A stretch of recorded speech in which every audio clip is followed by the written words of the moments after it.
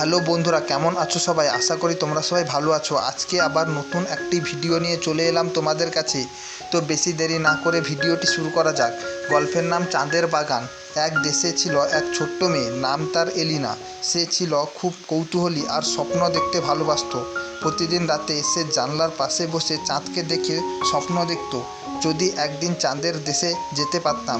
এক রাতে হঠাৎ করেই সে দেখতে পেল জানলার পাশে একটি রূপালি সিঁড়ি ঝুলে আছে আকাশ থেকে। অবাক হয়ে সে সিঁড়ি বেয়ে উঠে গেল উপরে। এক সময় সে পৌঁছে গেল এক জাদুময় চাঁদের বাগানে। সেই বাগানে ফুলগুলো আলো ছড়াতো, পাখিরা গান গাইতো রূপলি স্বরে, আর গাছগুলো বলতো কল্পনার গল্প।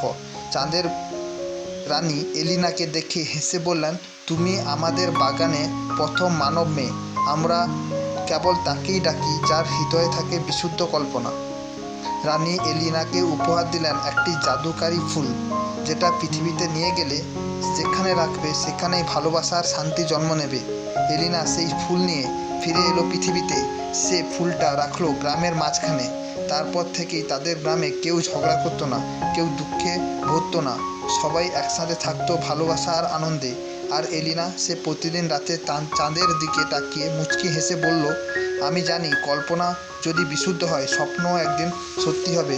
তো বন্ধুরা, এটাই ছিল আজকে তোমাদের বলা একটি ছোট্ট গল্প। এই রকম নতুন নতুন গল্প শুনতে চাইলে আমার এই গপ্প কথা চ্যানেলটিকে সাবস্ক্রাইব করে নাও। তার সাথে লাইক, শেয়ার ও কমেন্ট করতে ভুলো না যেন। ততক্ষণে তোমরা ভালো থাকো, সুস্থ থাকো। ও গল্পটি শেষ পর্যন্ত দেখার জন্য তোমাদের অসংখ্য ধন্যবাদ।